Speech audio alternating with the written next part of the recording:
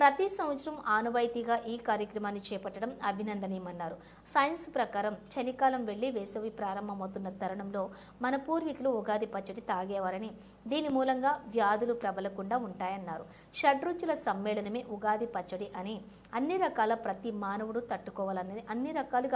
ప్రతి మానవుడు కూడా తట్టుకోవాలన్నదే దీని యొక్క ఉద్దేశం అన్నారు. ప్రతి ఒక్కరూ ఆనందంగా ఉండాలని ఆయన ఆకాంక్షించారు. కార్యక్రమంలోని హిందూ వాహిని కార్యకర్తలు, బాధ్యులు, బీజేపీ నాయకులు తదితరులు పాల్గొన్నారు.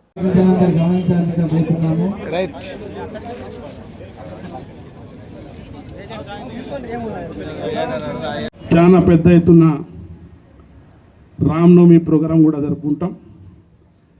హిందూ వాహిని ఏదైతే మన ధర్మానికి ఒక సోల్జర్ లాగా నిలబడి మనకు రక్షిస్తారు, వాళ్ళకు ప్రత్యేక ధన్యవాదాలు తెలియజేస్తున్నాను. వాళ్ళు ఉంటారంటే మనమే ఉన్నాం, లేకుంటే ఎప్పుడో మనం ఇంట్లో దాచి ఉండేవాళ్ళు.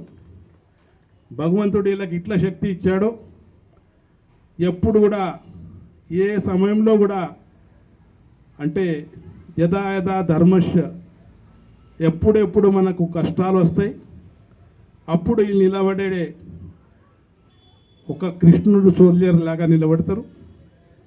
వాళ్ళకు ఎప్పుడు కూడా ఒక ధైర్యం ఇస్తున్నాను. వచ్చే కాలంలో కూడా భగవంతుడు మీకు ఆశీర్వాదం ఇవ్వాలా.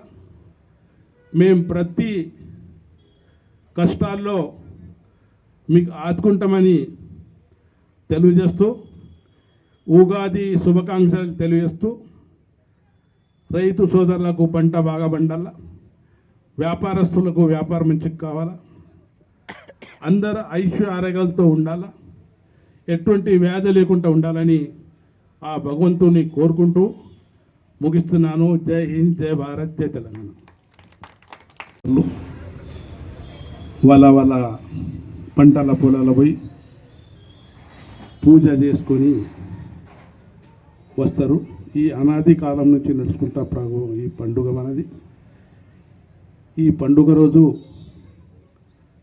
90% రైతు కుటుంబంలో మన పొలాల్లో పోయి ఏదైతే పూజ చేసుకుంటారు, భగవంతునికి ఒకటే కోరుకుంటారు, కడుపు నిండా భూమాత మాకు అన్నం పెట్టండి. ఆకలితోని ఎవరు కూడా మానవుడు ఉండొద్దని ఆ భూమాతకు కోరటం జరుగుతుంది. అదేవిధంగా పచ్చడి ప్రోగ్రాం ఏదైతే సైన్స్ ప్రకారం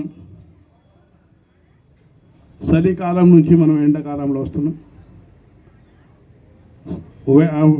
ప్రతి సీజన్లో చలికాలం నుంచి ఎండాకాలం వచ్చిన తర్వాత ప్రతి మానవుడికి వ్యాధులు వస్తాయి, జ్వరాలు వస్తాయి, డైరియా వస్తుంది.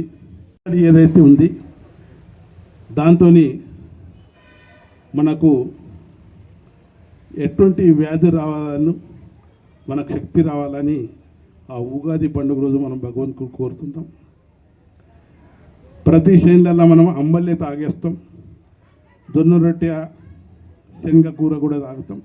కనీసం సంవత్సరంలో ఆ భగవంతుడు మాకు కడుపు నిండా అంబలి కానీ జొన్న రొట్టె కానీ పెట్టాలని కోరడం జరుగుతుంది. అదేవిధంగా మన మహిళా శాఖలో హిందూ అధ్యక్షుడు, జిల్లా వైస్ ప్రెసిడెంట్ గారు అందరికీ వచ్చేసిన అందరికీ సోదరులకు ఉగాది శుభాకాంక్షలు తెలియజేస్తున్నాను. ప్రతి సంవత్సరం లాగా ఈ సంవత్సరం కూడా మన హిందూ సంస్కృతి ప్రకారం కొత్త సంవత్సరం స్టార్ట్ అవుతుంది. ఈ కొత్త సంవత్సరం స్టార్ట్కు మనం శుభ్రంగా మన ఇల్లు కడుక్కొని మన మామిడికాయలు కొమ్మలు పెట్టి, అదేవిధంగా